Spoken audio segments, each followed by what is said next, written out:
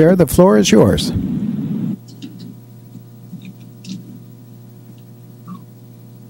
Well, we don't have a chair, as our normal chair has resigned. So I guess one of the first orders of business is decide who's the chair.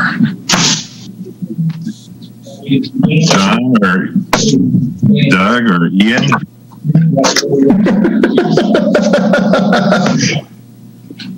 I have no training on Robert's Rules of Order, and I'm probably not patient enough for the public. Janine, we don't have that as an item on the agenda. Is that correct? Actually, we do. Okay, I'm trying to. Maybe I'm looking. Chair and Vice Chair. Where am I looking here? Oh, yes, of course. Okay, so we do need to establish a quorum. Can you do that, Janine, and then we'll get into the next section. Yeah, so let's start. Good evening, everyone. Tonight is the regular Public Works Advisory Board meeting for Wednesday, February 17th, 2021. We do have a quorum of 4 members, and we can move on to the next item on the agenda. Have a short moment of silence.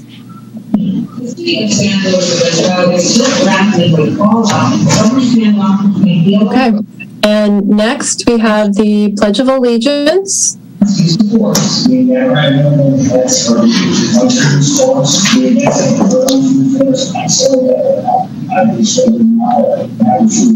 Pledge allegiance to the flag of the United States of America and to the republic for which it stands, one nation, under God, indivisible, justice and liberty for all.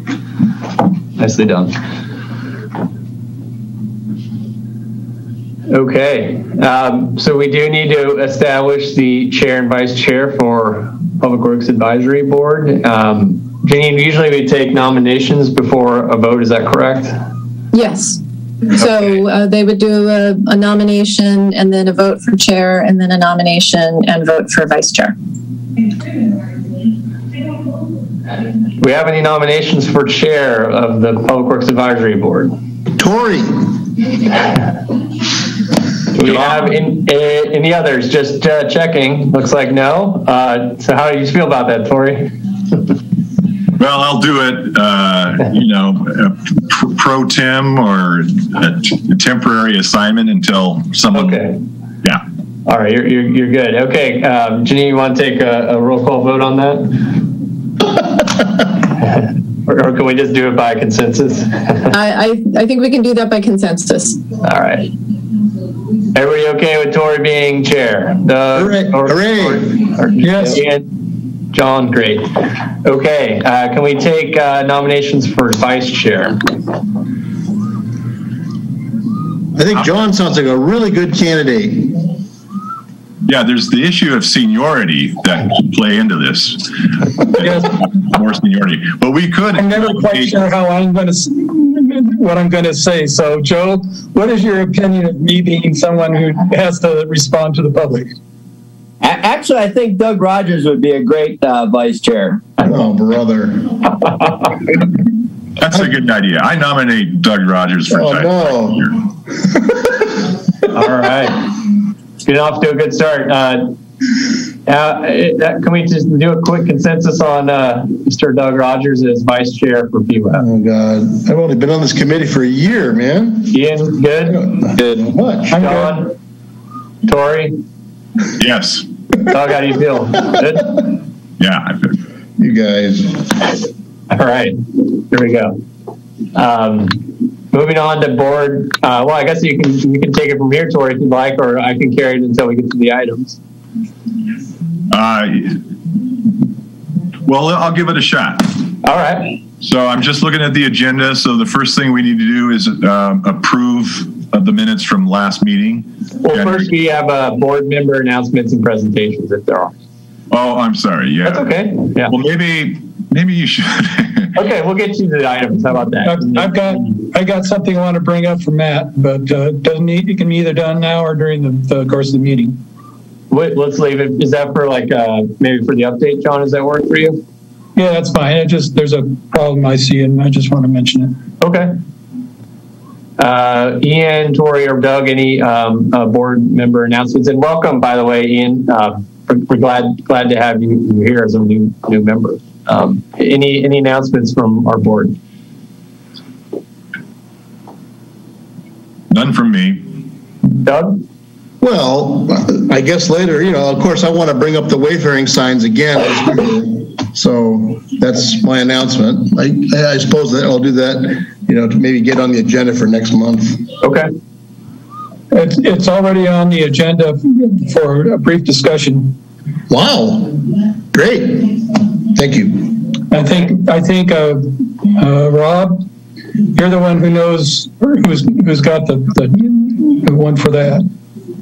Probably under staff under the presentation. Yes. Okay. But Doug, if it's insufficient, you can always bring it up as a future agenda item. Thank you. Okay. Well, it just says they're working on it and that they're going to issue a contract. So we can expect some discussion of that at this point. Good. Okay. We'll save it for that point of time in the presentation, Rob, if that's okay. Rob's frozen. I take that as a yes. Yeah. It's in the director's report here. Okay.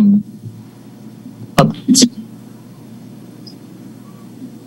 Got it. We'll get to it. Hopefully Rob can present. If not, I'll catch everybody up on it. The next item is staff recognition. Did we have something for this for Matt, Joe? I'm trying to remember what we talked about for this.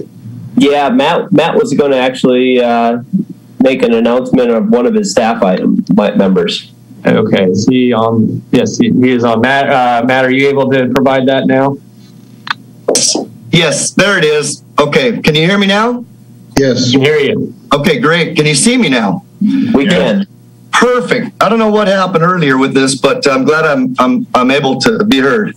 So I wanted to recognize Pat Bernard as our fleet mechanic under the Public Works. Pat has been with the city for 18 years, and he's always just keeping our trucks going. We're out there in the field, and it's very seldom do we hear of Pat. All the good things that he does for us. And so I just wanted to recognize him,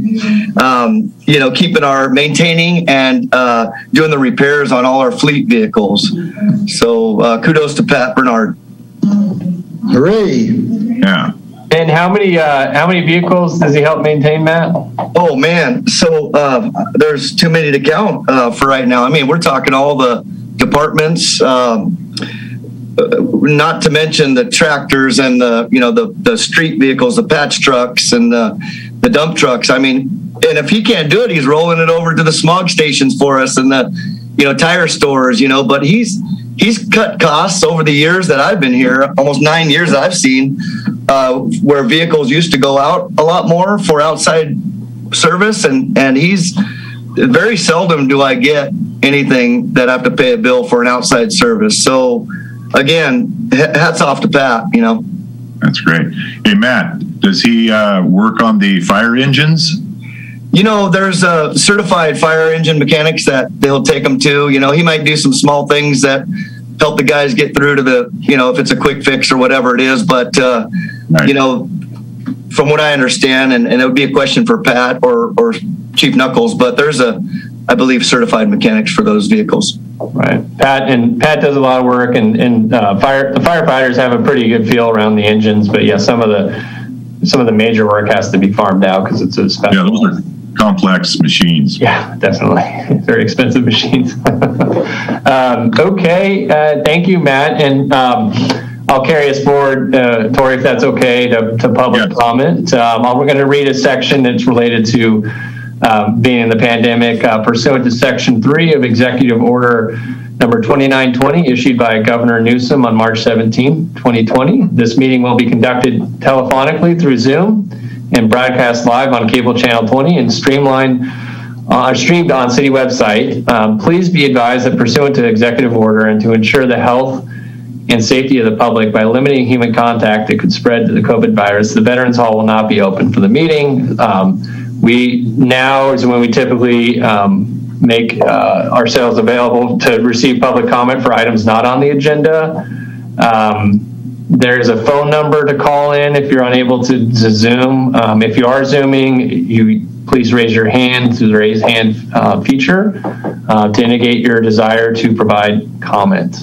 Do we have any folks in the queue? Yes, sir. Robert Red Davis is up, and I will allow him to speak. Thank you. Mr. Davis, you are on the line. Thank you very much. I wanted to say tonight, and thank you for serving on the Public Works Advisory Board. The council has appointed me to be on the board, so I will be attending the meetings and taking your recommendations back to council. Want to welcome our new member, Ian McGaffney. It's good to see you again.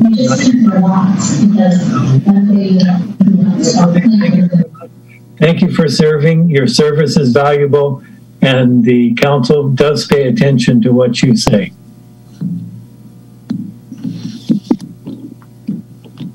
Thank you, Councilmember Davis. Do we have any other folks wanting to make public comment? No, there is nobody in the queue at this time with their hand raised. Very good. Thank you. Moving on to the next part of the meeting. We are at the consent agenda. And Tori, do you want me to continue forward, or would you like to take it from here? I'll give it a shot. There you go. All right. Thanks. So now is the time to do the approval of the minutes for the January 2021 Public Works Advisory Board special meeting last month.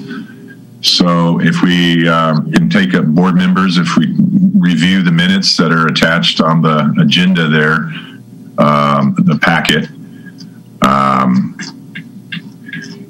Does anybody, let me see here. Does anybody notice anything that should be added or edited? And if not, after reviewing last month's minutes, is there a move to confirm the minutes?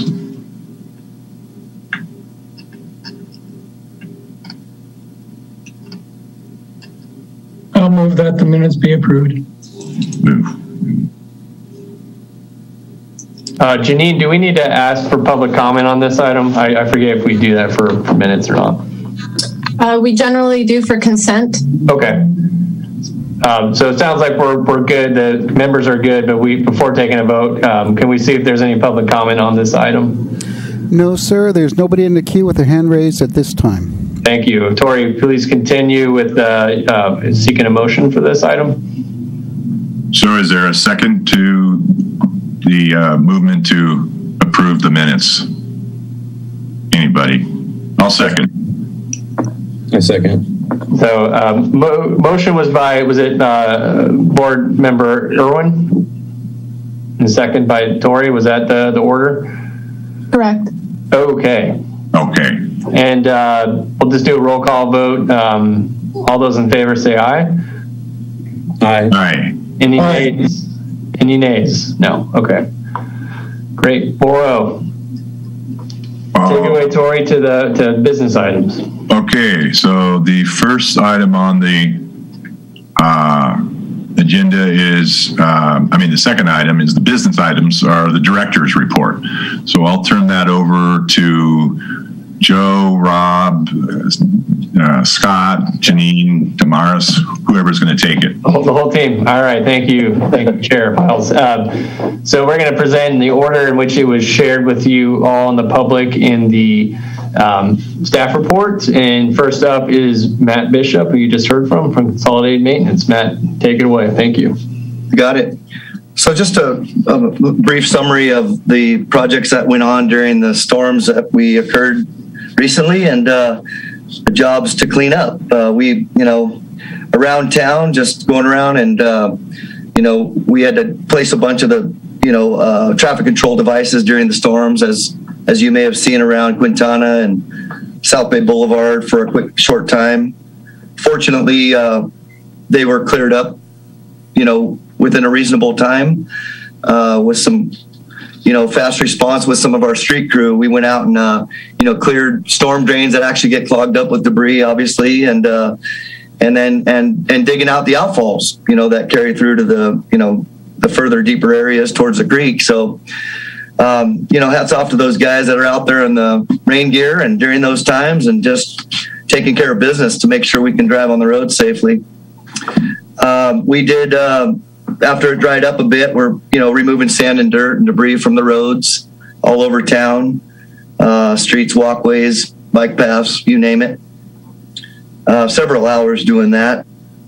Moving on to, filling up the potholes around town afterwards. And I have some really good news with our hot mix patch truck. We have during this time of season, we've sent that out to change over from the petroleum-based emulsion that we use to the tack oil that we typically would use. It was petroleum-based, and now we moved to polymer, much more green product, polymer-based product. So the truck has been sent over to a professional company, the company that actually built our truck with the tank on it and the patch dump. And they went through it, and we'll get that truck back here tomorrow, or excuse me, Friday rather, with the new tack emulsion.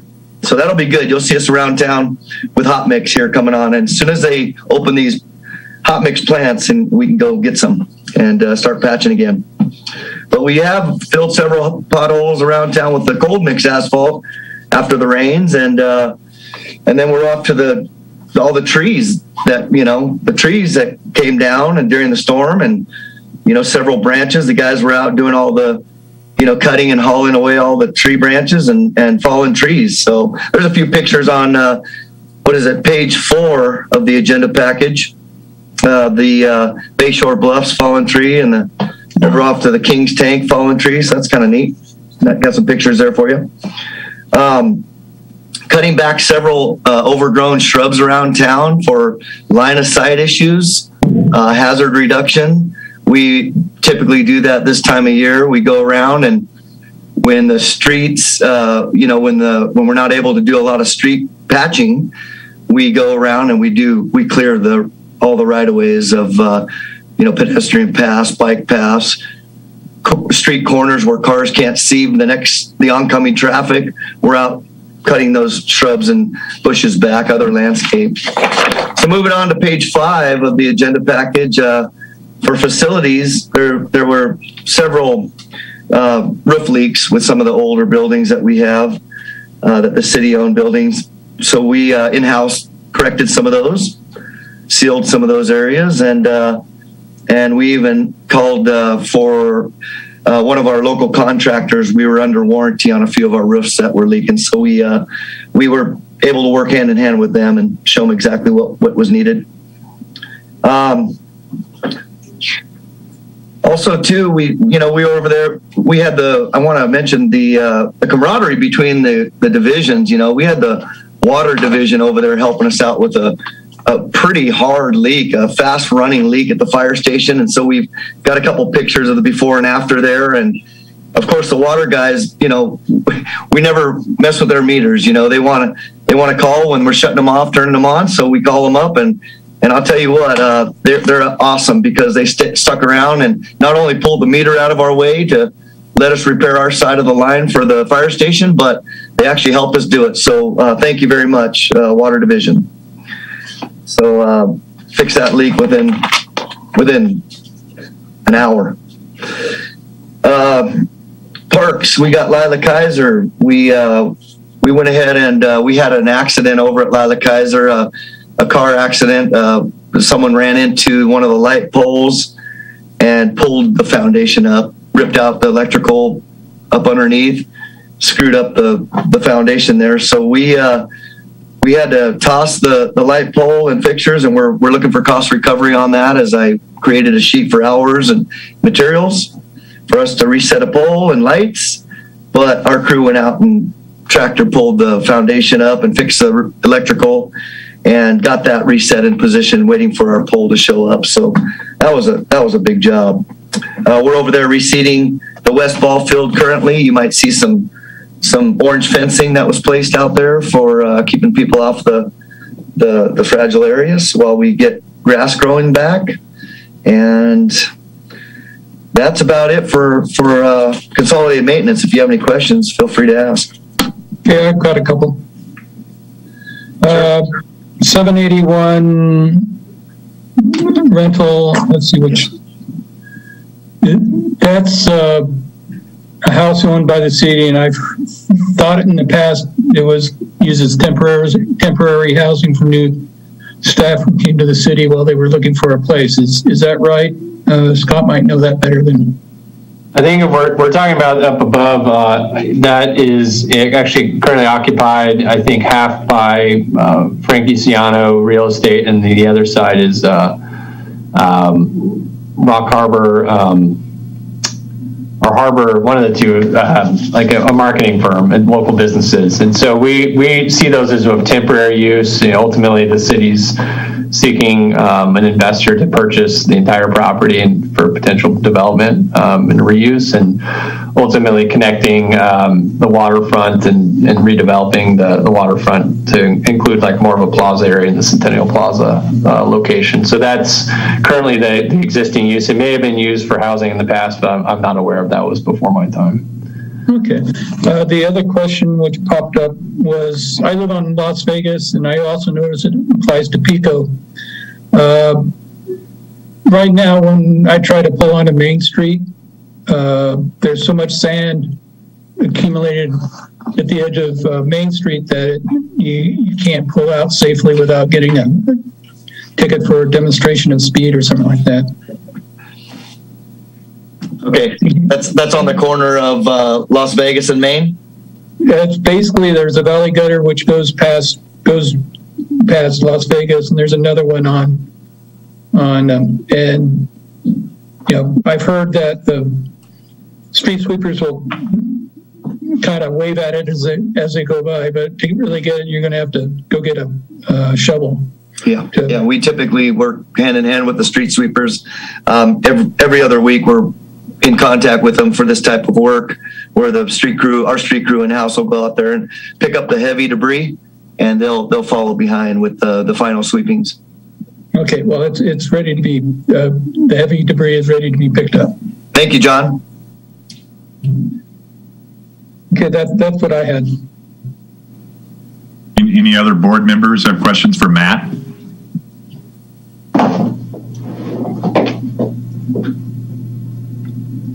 Okay. Okay, great. Thank you. And moving on to transit and trolley to Janine Burlingame. Janine, take it away. Thank you.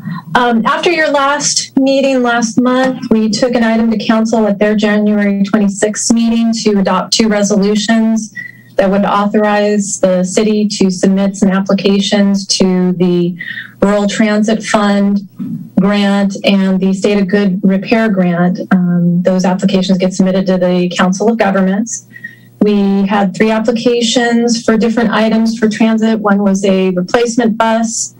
One was for a zero emissions bus implementation rollout plan that is required by the state of California, by CARB. The other item was an automated fare collection system. Those grant applications were developed and submitted by the February 8th deadline. So now the Council of Governments will be reviewing all applications that have been submitted. And in April, we'll know whether any of those are being recommended to the COG board for approval to be awarded. And also, some fun things happened at the end of January. As you may be aware, on January 21st, President Biden issued an executive order promoting measures to prevent the spread of COVID-19 and requires that masks be worn in airports, on commercial aircraft, in various modes of surface transportation, of which public transport is one. And then shortly thereafter, about a week later, the Center for Disease Control issued an order with that same requirement and had more guidelines for what would be required. This will be a little bit different than the state's order that we've been operating under since last June, where you were allowed to wear a face mask or some other type of face covering. It could be a bandana or a scarf. This new order from the CDC is for face masks only. It does have some exemptions that are outlined in the order, various medical conditions and such. So if you have one of those, then you are not required to have the face mask being worn while on public transit. And so what we've done over the last few weeks is take a look at the executive order, the CDC's order, and the TSA's security directive, and making sure that any adjustments that we're needing to make to our current situation, that we're able to do that and relay that to the riding public so they're made aware. We do offer face masks if someone did not have one and needed to use the public transit system. And we continue to do that, and we'll continue to do that while this is currently under order. This order is for 100 days, so on May 11th will be when that would be lifted. And at that time, we would know whether anything further would be happening or whether we could get back to riding without a face covering on. Other than that, something I didn't have in the director's report, but something that we've been working on is our annual fiscal audit. The auditors provided us with a draft that we've been reviewing the past few days. And once we get that completed, we'll be turning that into the Council of Governments at the end of the month. So with that, I'll turn it back over to the board for any questions or comments. Are there any board members who have questions for Janine?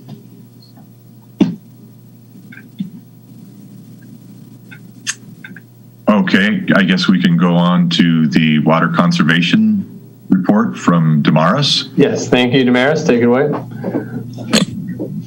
Damaris. Good evening. Yes, that's fine. So the water conservation, I just want to show a quick graph that's basically showing the difference of 2019 to 2020. They're pretty similar, actually, when it goes through the whole year. July had a little bit of a tick for 2020. The water use for 2020 and 2019 was both 19% reduction when you compare it to that 2013 year. So that's that base year we always compare all of our water conservation to. And then I just put up the drought monitor up there because kind of got to monitor, see where we're at with the drought, going to be heading that way possibly. And then just want to remind everyone we do still have some rebates available if anyone wants. And then on slide 8 there, those are the monthly reports that were completed. And then also the brackish water reverse osmosis discharge permit was completed. That's pretty much what I have for this evening. If you have any questions, let me know. Questions from the board? Looks good. Thanks, Damaris. We can go to the water operations with Joe and Damaris together, maybe. Okay, so I'll cover pretty much all of utilities, so it'll be water, collections, and wastewater.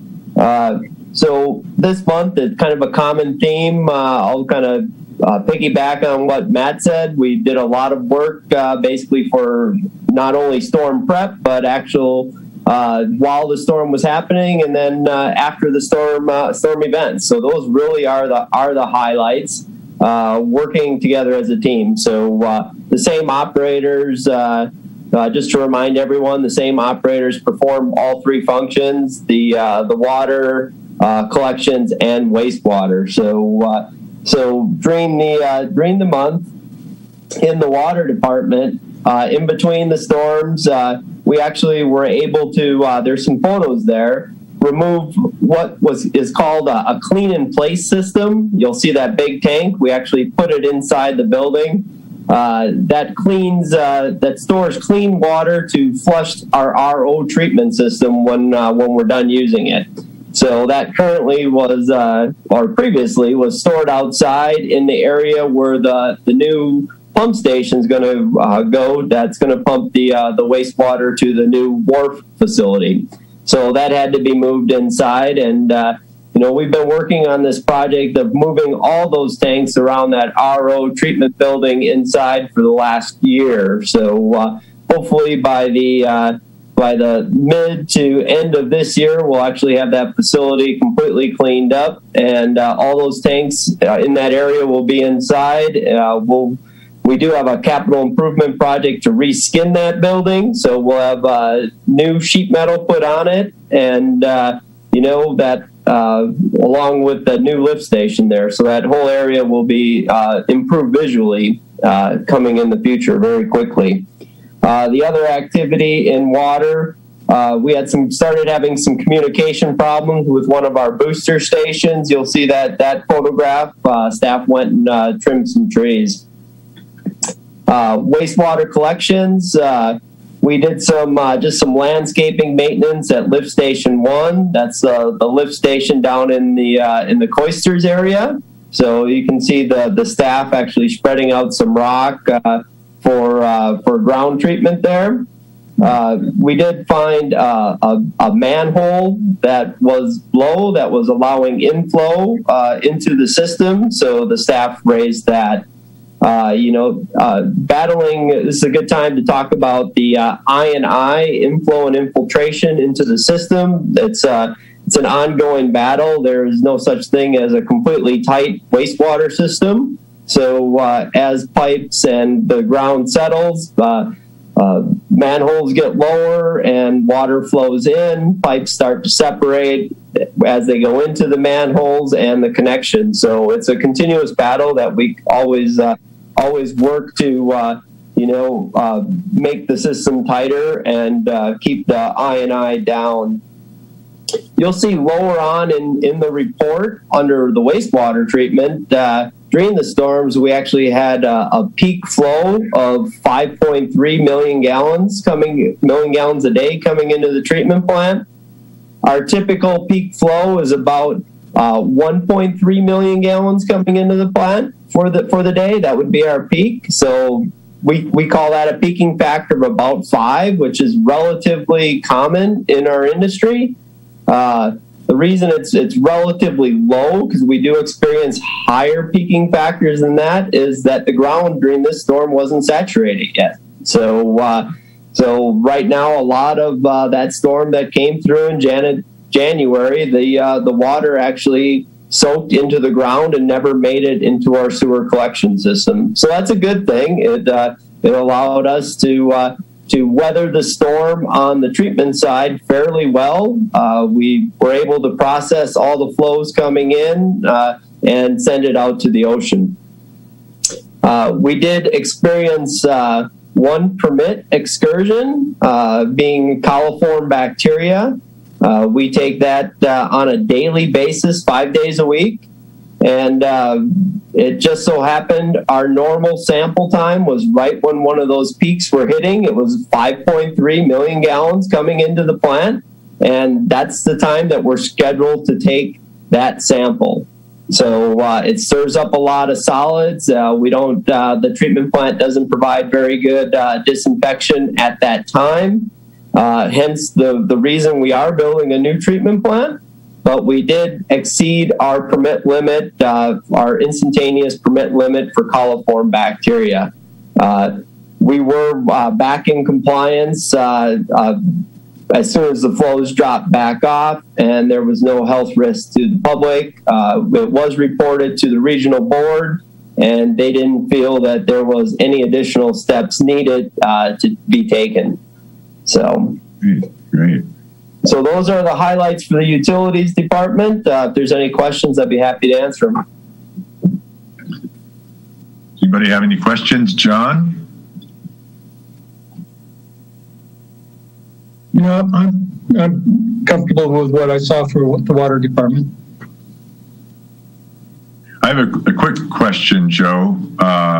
Just in terms, you're talking about that replacing and moving those tanks around at the water treatment plant. And it just makes me think about how the switchover to the new WRF will take place, because where the current treatment plant is for the city is going to be essentially replaced with injection systems and a new pump station. Is that right? And so the actual treatment plant, existing treatment plant, is going to be shut down and moved. So I'm just kind of wondering, I guess, do you have is the plan do you have in place to transition the old plant away and, turn on the new plant with the new injection points and pump stations where the old plant is?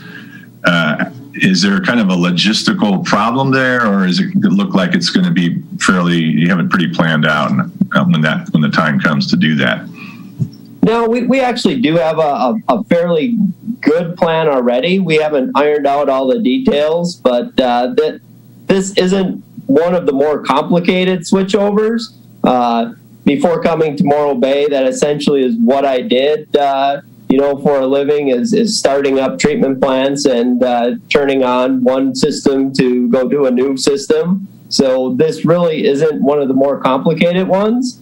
But the city's not alone in planning how it will be switched. Black & Veatch, the design engineer on it, does have an operations specialist, much like the role I used to perform, that will assist us and write a very detailed startup plan. So we will be reviewing that with the engineers. And, truly, this really is not one of the more complicated ones. So, I feel that we're in a very good position to, when the time comes, to switch the plant over to go to the new one. The other thing which you're probably interested in, Corey, is that because Cayucas CSD owns like 25% of the plant, or 30%, or 50. I'm not sure what percent they own. There's a considerable amount of negotiations which will have to be done before final dispute.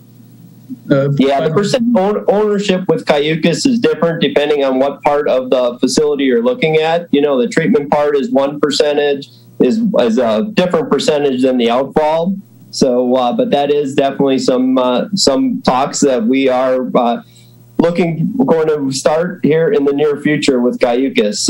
They're from all indications, they are getting very close to putting their treatment plant online here in this summer, and we will be talking about that because that will have impacts to our current facility. During their startup process, they intend to run their treatment plant and then still send their effluent for a matter of time while they prove out their facility to our jointly owned treatment plant. And that will have impacts because it will be very clean water coming into the headworks of our facility. I see. Just a quick statement, say, about how is it going to look differently down there where the current plant is? Will it be more enclosures or less? Will it look, just sort of from a visual perspective, will it look substantially different than it does now, or what? Well, the future of the existing treatment plant has really not been decided what will go there or how it's going to look in the future. I can tell you, the facility south of Consolidated, or I guess west of Consolidated Maintenance towards the ocean, will no longer be necessary for the treatment or conveyance of sewage. So everything will take place from the Consolidated Maintenance Yard and the RO facility, basically inland more so. So the existing treatment plant site, is really up for talks. What the community would like to see there and how it could potentially be redeveloped into a better use for the community. California Coastal Commission has their eyes on it too. Right. All right, good. Well, thank you. Thank you for all that. I have a question for Joe. Yeah. Hi, Joe. On the peak flow, okay, how does the current plant compare with what you told me about the ultraviolet disinfection on the new plant? Could you just comment on the capacities and the reason why the old plant had a problem with the 5.3 million, and what happens with the new plant with the peak flow? So the new treatment plant is actually designed for over 8 million gallons per day peak flow, and the treatment processes are completely different.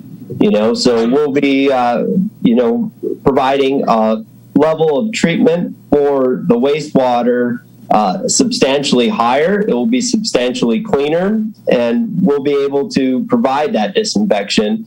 Ultraviolet disinfection only pertains to the IPR system, the water that will actually be injected back into the ground for potable water reuse.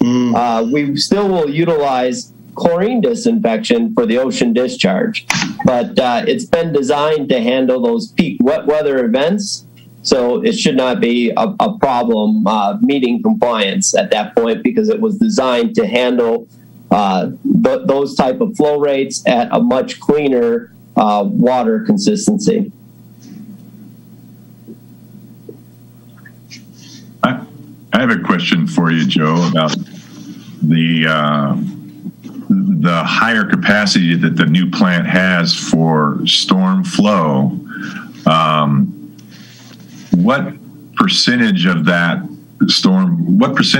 its capacity depends on pump stations getting say storm flow to it compared to the percentage that the existing plant has?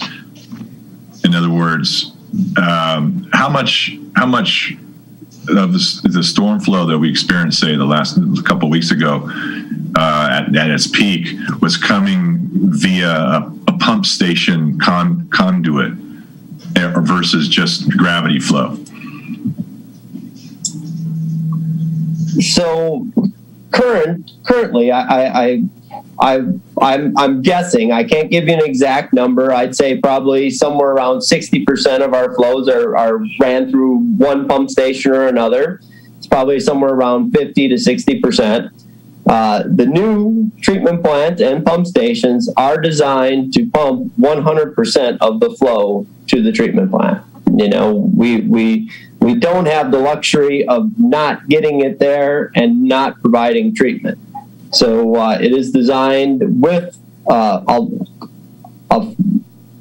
substantial amount of redundancy and standby power, redundant pumps, to make sure that we can provide that capacity 100% of the time.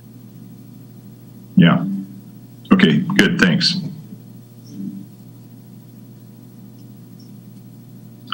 Any other questions for Joe on the wastewater treatment plant? I mean, the wastewater collections and operations?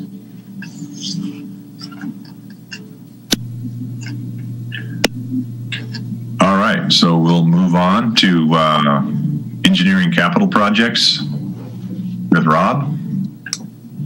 Good evening, board members and public. I'm going to quickly go through our capital projects and engineering projects that we're working on here. You notice I've changed venues. I now have a more stable internet connection in our conference room than I did in my office just a few feet away. But I have more walls to go through in my office. So anyway, that's what we get by having a centrally located access point. It has to go through the most walls. Capital projects, starting on page 13 of the director's report. First project is our intersection improvements at Highway 41 Main and Highway 1. The project is still financially constrained, means we don't have the fully amount to construct the project. We did apply for an ATP grant, Active Transportation Program grant, and notified earlier, or last week actually, that we did not receive that grant. only one project in San Luis Obispo County was awarded that grant, and that was the Bob Jones bicycle pedestrian trail and out of South San Luis Obispo. The cutoff score was 92, and we scored 52 on the roundabout project. We're still working with GHD to complete the PA and ED, the pre-design environmental determination on the project, and that's on track to be completed later this spring so that we can complete our reimbursement with Caltrans by June. And we're working with our funding partners at the Council of Governments and have our fingers crossed that this project will make it on Congressperson Carverhall's list of projects that he plans to move forward on the infrastructure bill.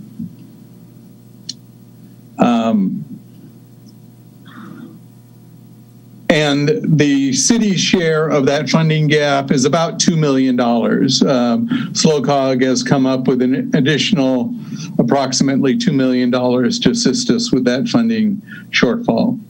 Pavement management, as you know, we did no work on our streets other than Matt's crews doing pothole patching and safety improvements, berm replacements last fiscal year.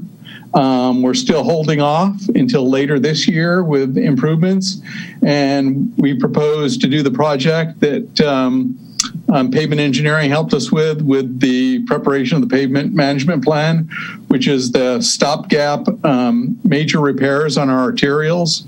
So Main Street, Harbor, Pacific Street, all our arterial and Collector Street, South Bay Boulevard have some problems with base failures, rutting, alligatoring that will need to be repaired if we plan on preserving those streets and doing more economical repair work on them in the future.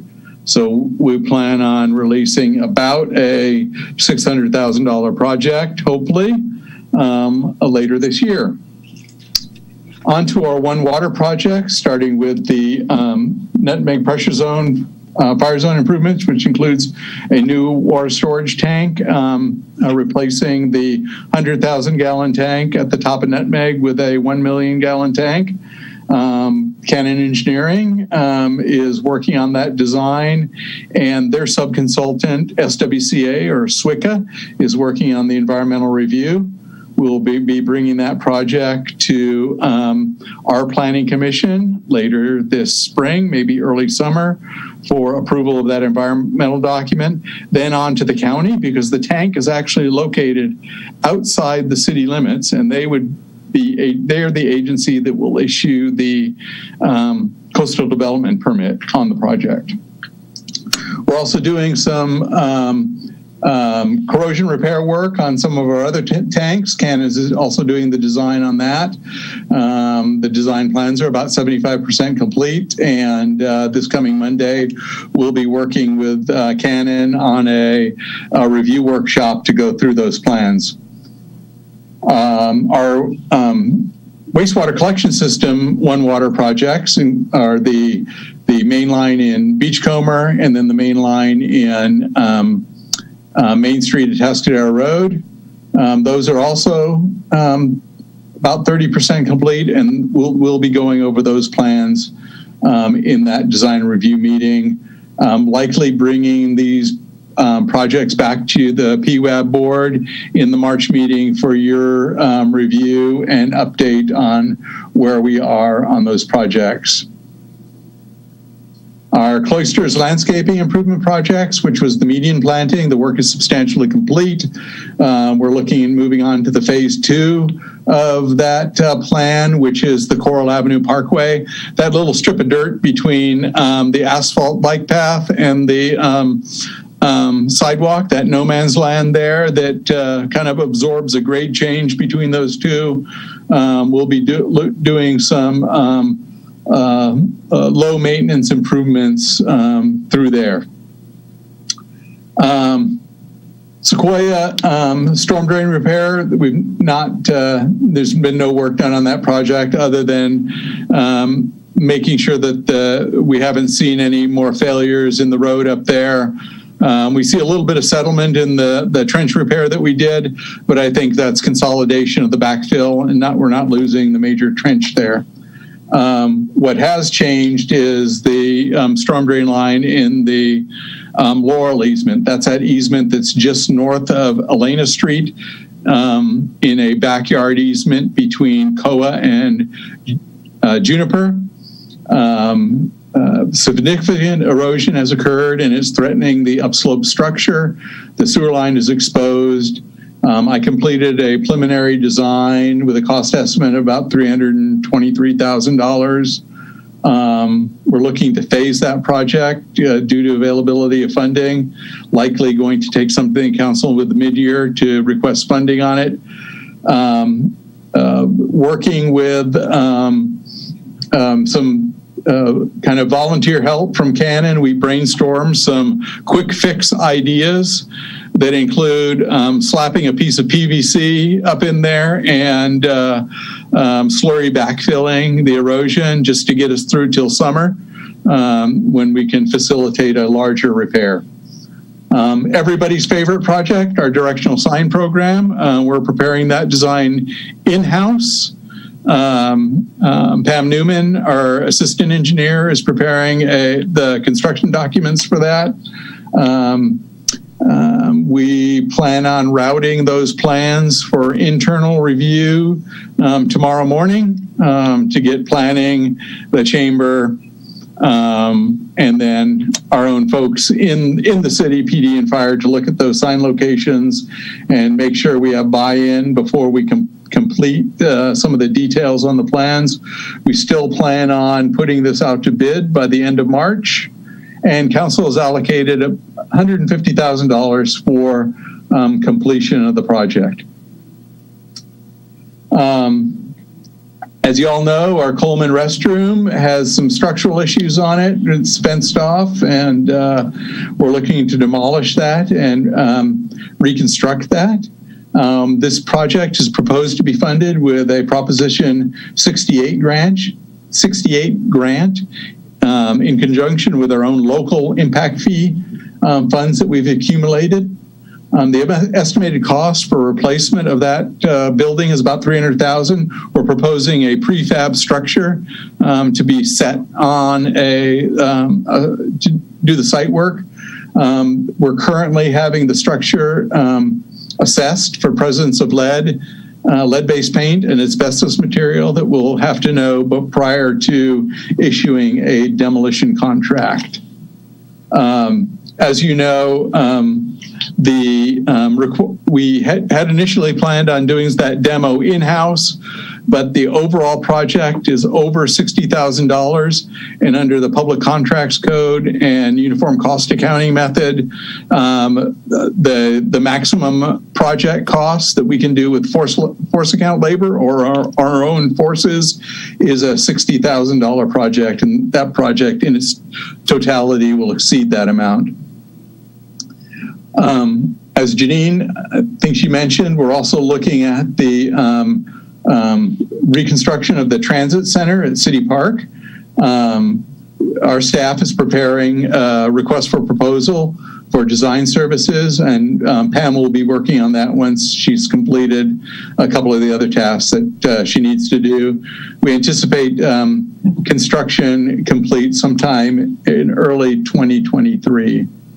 Police has approached us and has a project funded for paving of their the parking lot that's across the street inside the fenced area. It's across the street from the police station, kind of behind the new coffee shop there.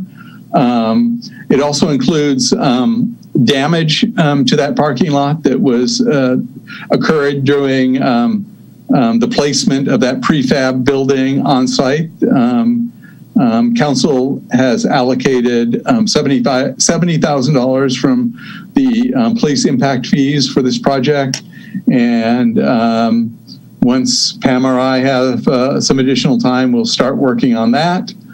Our small CIP projects, North Point is canceled as a city project, installing that streetlight there. The Homeowners Association approached us, and they're putting in the streetlight and funding that streetlight work. The boat rents off water quality pocket park is complete. And the Bocce Hall greenhouse project at the corner of Shasta and Dunes, the city's reassessing the use of our vacant property and will likely be looking at a few properties that we perchance will sell or lease in the future. Why don't I stop there before we move on to our development review and field any questions.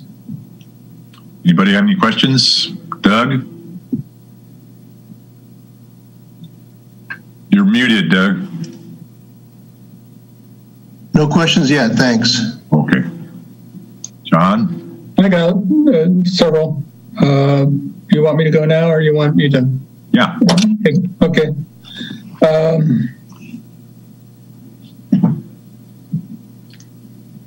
One of the comments I had was on the pavement program. I noticed that for the Measure Q funds, which typically went towards the pavement program, it was allocated for personnel at the fire department. Is that going to happen again next year, or will those funds be made available for the pavement program, which it typically was before? Yeah, the fire has been funded for several years running. And Rob can give more history on that. So that isn't a change this year. What was changed was the Measure Q committee, which is the Citizen Finance Advisory Committee as well. And then I made a recommendation and council agreed, is that when we started the budget process last year, we didn't have a lot of information other than things looked really bad. And they suggested that we hold back the portion of the money or whole portions of the money for paving until we had better understanding where this was going to go, in case we were going to have to make further cuts to staffing, particularly in public safety. So those monies were in essence frozen. And now that we're kind of on the other side of it, and things have improved slightly, definitely had a much better summer than we expected. We're able to kind of release those funds to go back to paving. So we intend to kind of follow what's been going on for several years, which is portions of fire staffing is funded by Measure Q, as outlined by resolution by council. Continue to support some endeavors in the police department, and then also support enlarge the paving program. I know we have some other funds that are applied to that as well, but Rob, I just want to make sure, fact check that, is that correct in sort of how we approach the Measure Q budget this year? Yes. Okay. So I want to make sure. Sorry. Yeah. In past years, about 50% of Measure Q went to safety initiatives. So adding that fourth firefighter on duty, and then the debt service on the fire station paid down, and then some small PD projects, and maybe a tiny bit of PD staffing, and then 50% towards pavement management / storm drain work, although the lion's share has typically gone to pavement management. So that's about $500,000. In addition to that funding, we have the the SB1 allocation from the state of California, which needs to be go towards street maintenance until we achieve a pavement condition index of on average of 70. We still have a ways to go to get to that. So that's about 100 and well, initial estimates for this year were 170,000. I think Department of Finance has reduced those numbers to about $164,000 in SB1 money because of gas taxes not coming in at rates that they originally expected. When we get closer to actually issuing a contract, we'll get an update from the Department of Finance on what those costs are. So we rolled last year's and this year's together. It looks like we're on track to do a fairly significant major repair project on our arterial and collector streets. But we don't have enough resources to do both that major repair work and kind of our typical sealing projects that we've done in the past. Okay, would that Measure Q fund been handy for the Laurel easement repairs? It could be used for the Laurel easement repairs. It's general purpose funding, so at any legitimate government purpose it can be used for. We're looking to cobble together some funds to actually make those repairs to the Laurel easement project. Another question I have is for the directional sign program, and that's the wayfinding program, isn't it? That's correct. What's the source of funds for that? I believe it comes from tourism/promotion. Scott may have more details on the precise funding pot of that. Yeah, it's our Economic Development Fund, which is partially funded from Senate Bill 1090, which is money divvied up to the cities in the SLO County as a result of agreement with PG&E for the closure of Diablo, our planned closure. And then I think there's some other residual funds in the Economic Development Fund that will help support it, but no general fund dollars at this time. Though that isn't to say that general fund dollars haven't been spent in some of the design work that had been done in the past. But the lion's share would be from here to do the fabrication and installation. And I know Rob and his team have been working furiously to try to get this going so we can get the signs up before summer. It's been flagged by the Chamber of Commerce as one of the more important things the city can do to help our business community. If I remember rightly, when this came by me 2 or 3 years ago, there was some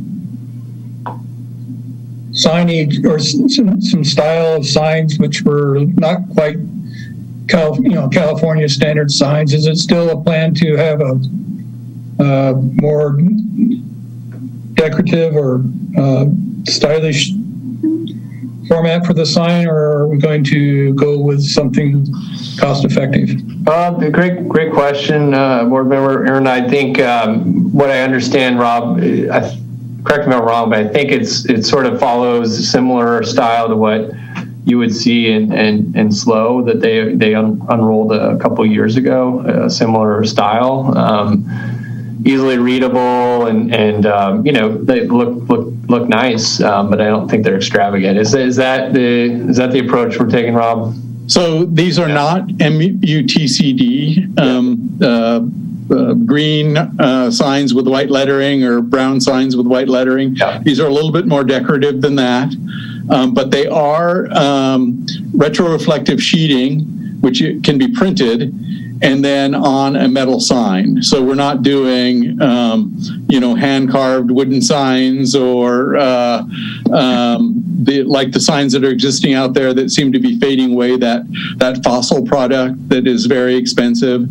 It's a pretty standard manufacturing technique. So the sheeting will be printed and be applied to a metal sign blank installed on either punch post for the smaller signs or 4x material for the larger signs. Drilled, of course, in case there's a car that leaves the roadway and hits one. Is there going to be a sample of the sign provided tomorrow when you start circulating the briefing on the program? Yes. Okay. Not a physical sample, but a pictorial exhibit. Okay. How many signs are we talking about?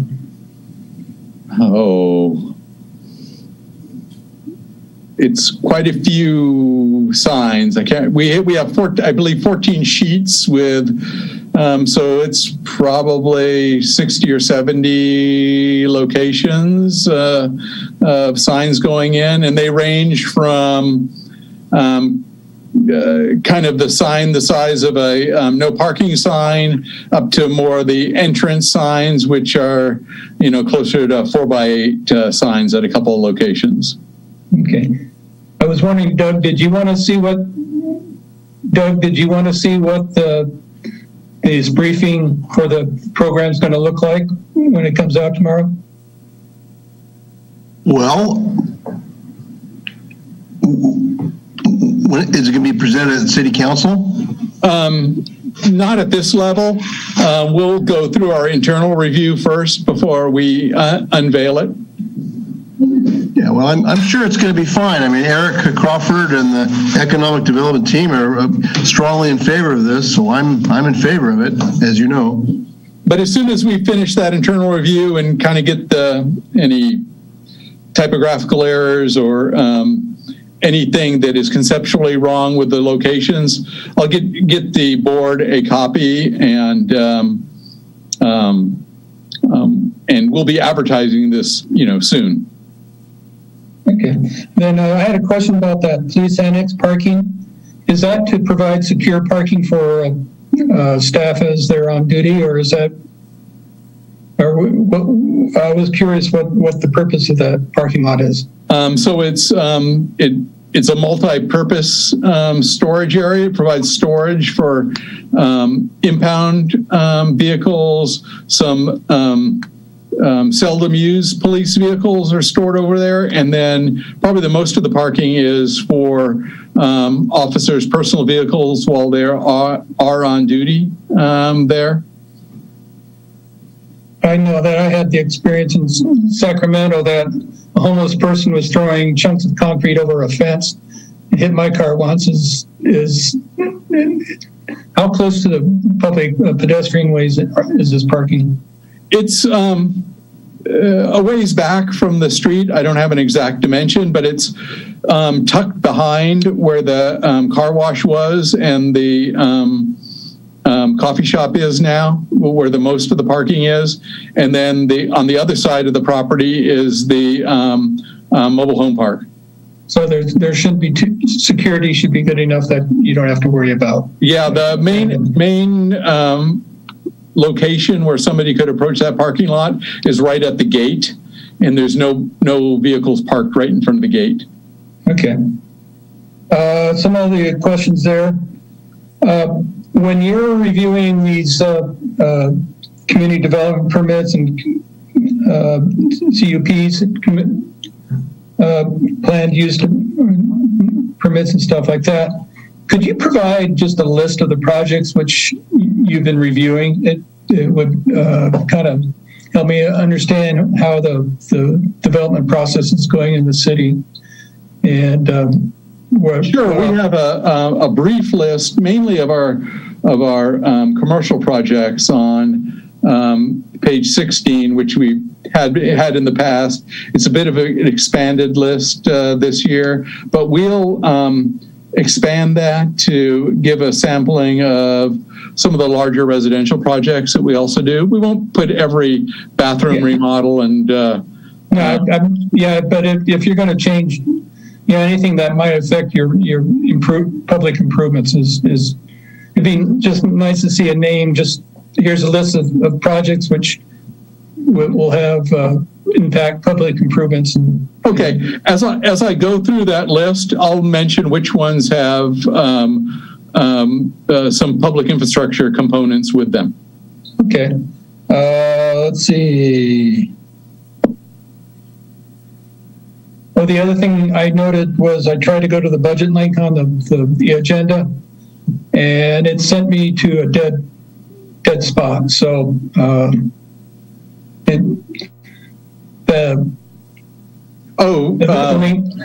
yes. And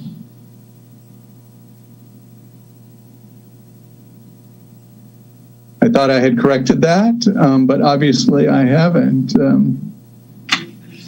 Now it loaded the budget for me just now. So for me to get to it, I had to go to the Morrow-bay.ca.us but where it's tried to send me to it before was at morrowbayca.gov, a site. Okay. I'll double check that. It just worked for me. I'll check it on other devices. I'm using a Mac and an iPad, so. And there may be a difference between working within the city network versus outside the city network too. Yeah, I'll try it from home just to make sure that link is good. Okay. And my other comments are going to be on the WRF update. So okay, I'll discuss those later. Okay, I just have a quick question, Rob. What's the deal about the reassessing of the bocce ball greenhouse building? So that's on a piece of vacant city property, and we are taking a list of our vacant properties to council to see if council would want to liquidate any of those properties. So I see. Raise money. Yeah. Gotcha. Okay. Well, all right. Well, one further thing I wanted to mention was when that Measure Q budget stuff comes out, it'd be nice to see what the allocation is being proposed for as it impacts public works. Okay. I just had one quick question as well. Yeah. Regarding the collection system repairs on Beachcomber, is a new storm drain infrastructure also like being factored into that design, or is it just wastewater? It's just wastewater. So it's replacing the main line in Beachcomber, moving it out away from that curb line adjacent to state parks, and then reconstructing the street there. We don't have a whole lot of storm drain infrastructure. Mainly cross culverts up at that end of town. So there's not a lot of storm drain proposed up there. And our one water storm drain portion didn't propose any significant storm drain improvements up there. Ian? Yeah.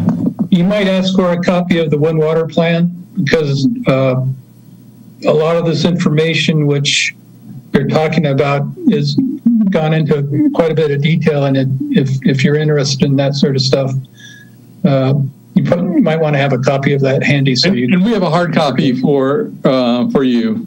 Yeah, that would be great. Definitely. Okay, I can drop it by your office. Okay. I can almost throw it there, but my arm's not quite that good. Yeah. All right. Yeah, that would be great. Definitely. Any other questions before Rob continues on his report? So Rob, why don't you keep going? Sure. I'm on page 16 now, which is our development review activities. And as I said, I'll mention the projects that have some public improvements associated with them. So 405 Atascadero Road, it's a 35-unit multifamily low-income housing project. We're doing plan check on it right now. That'll have improvements to Rockview and Sunset, installing curb gutter and sidewalk. And currently they're proposing to install sidewalk also along their Highway 41 frontage, although Caltrans has not improved that yet. They also have some minor improvements to make to water main extension along there to get to a new fire hydrant. At 535 Atascadero Road, it's a little two-lot parcel map on Hill Street. That will have curb gutter and sidewalk ultimately installed, although with a parcel map, a minor subdivision, those improvements aren't required to be installed until the development activity actually takes place. So once they improve those lots, we can require those improvements. So it'll be curb gutter and sidewalk and extending the water and sewer main across their frontage. Again, the same thing with the Paul Ironwood subdivision. They'll have installation of curb, gutter, and sidewalk along their Ironwood frontage, because sidewalk is required on our arterial, collector, and streets adjacent to multifamily and commercial development. And this is, Ironwood is a collector street, so it will have curb, gutter, and sidewalk along the Ironwood frontage. The Harborview, was there a question there? Okay. Harborview Hotel, planning review, that has frontage on Harbor Street. On the section of Harbor Street, just before you get to front, there will be some sidewalk improvements along there. We'll see what other improvements might be required as we move forward with that review. The hotel development in the vacant lot that's between the southbound off-ramp and the high school driveway, we'll be doing some widening, curb, gutter, and sidewalk along there, sewer main work, or contribution to the sewer main work that the city will be doing as part of the One Water project. Depends who goes in first. The Sonic Restaurant, let's see if that really happens. Their permit was extended to March of this year. So, but it did have improvements required, curb, gutter, and sidewalk along its frontages on Sunset and Main Street to make those improvements. Also, dedication of about 75 square feet of their parcel for one of the lanes of the roundabout just catches a corner of their parcel. So they have a right-of-way dedication to do there. Rose's Landing, no improvements there. They're nearly complete. I think the final inspection was done last week. Coast Guard Edition, that's under construction right now. They are relocating the sewer line that went in front of the Coast Guard building to where their addition is going onto their building, so they're getting that out of the way. Also, they encountered our old seawater well lines, which they've abandoned as it crosses that lease site.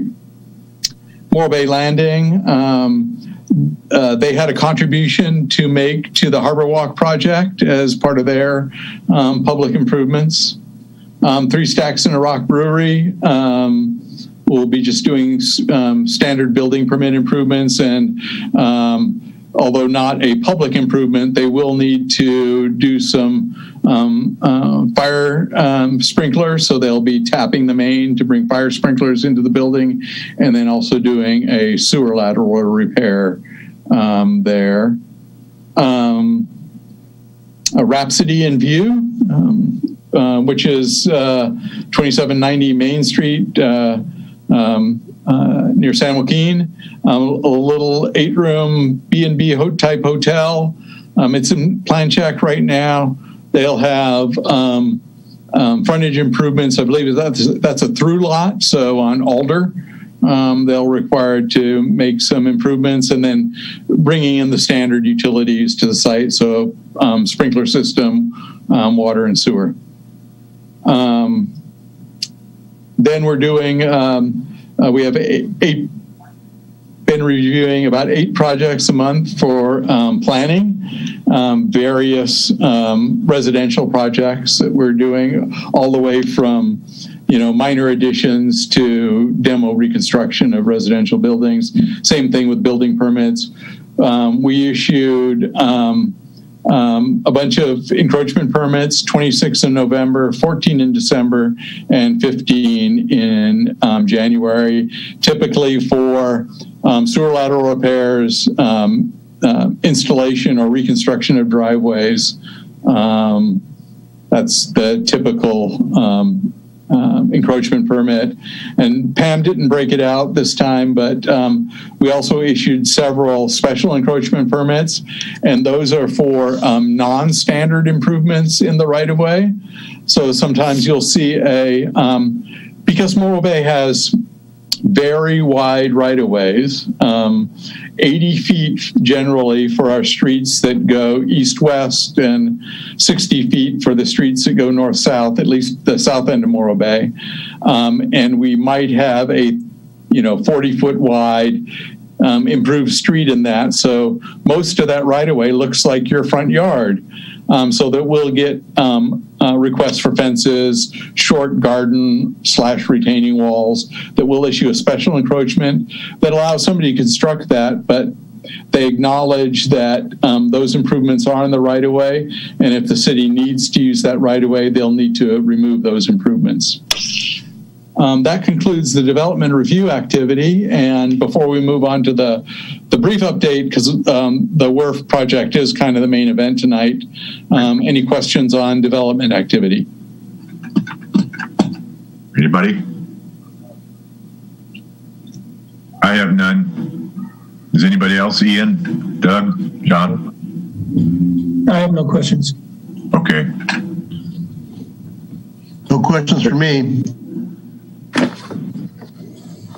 Take it away, Bob. Good comment. We'll just add the type of major public infrastructure that goes in with each of those development projects in next month's director's report.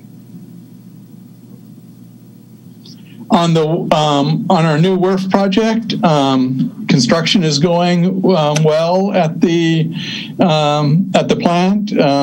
As you probably know, we did experience another soil slip that is being investigated right now on site, much smaller than the one that we experienced last year, and it's not affecting current construction activities, but I encourage everybody to go to the construction page of the WRF project to view recent photos,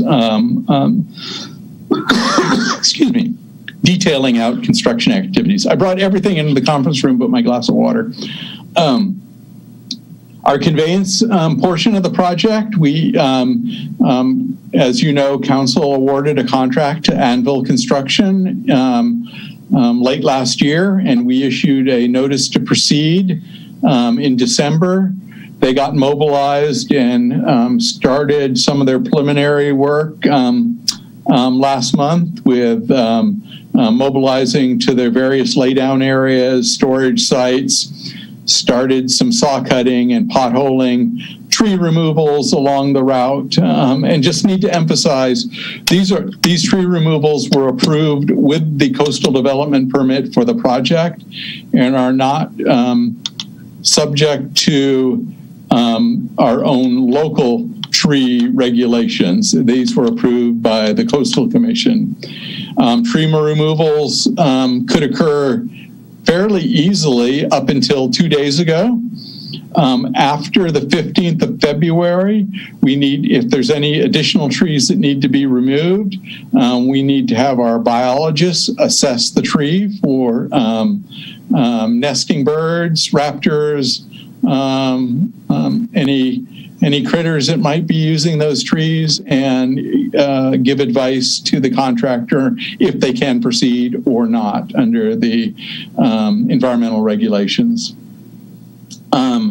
I clipped a couple of pictures from our WRF website, one showing the alignment of the conveyance system, and where the project will start basically at the two lift station locations, one at near the wastewater treatment plant with the demolition of our Parks and Rec maintenance building that has happened. The other lift station is located in that city parking lot next to Limos. You can see a big excavator parked there right now, and it's fenced off. And then, as you may have noticed, Lower Quintana Road is now closed to vehicular traffic between La Loma and South Bay Boulevard, although you can access those lower driveways and South Bay Court from the South Bay Boulevard end. We've added one of the city's changeable message signs up near the Morro Bay Coffee Company, so you don't have to drive all the way down to La Loma to turn around and have to come back and get on the highway to get down there, to give folks some advance notice. But the contractor will be installing a more permanent sign that has language to that effect. I'll leave the rest of the update for Eric Caceres from the program team when he presents the change orders, but happy to answer any questions that you might have. Are there any questions? Maybe we should just get on to Eric Caceres.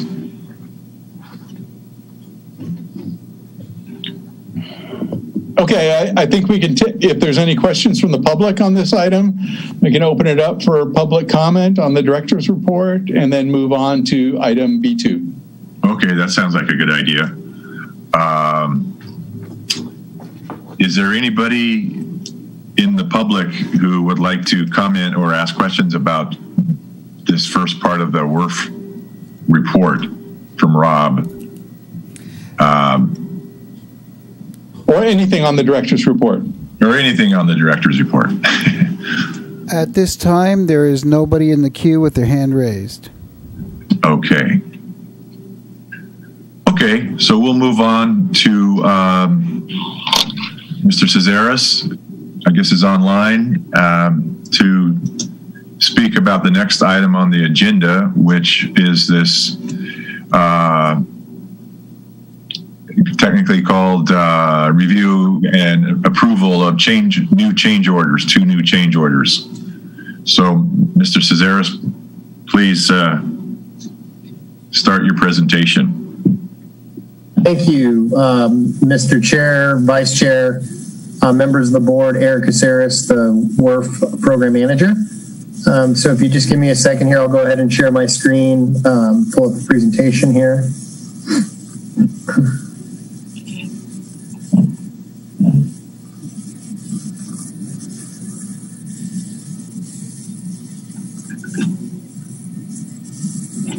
Okay.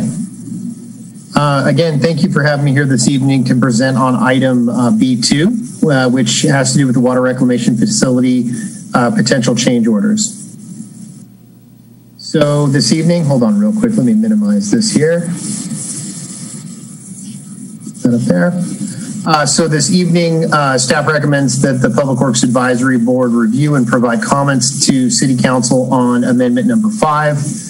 With Pavement Black and Beach, i.e. the DB team, for a total value of, or excuse me, you should read a total credit of $195,945. So we'll just jump right into the potential change orders. And again, this is probably beneficial because I know we have new members of the PWAB board who have not previously been involved in discussions about this project. So I just wanted to go over what is a PCO. You'll see that throughout the staff report, and you'll see us refer to that quite often. But a PCO is a potential change order. It's essentially a change order before it's formally approved by council.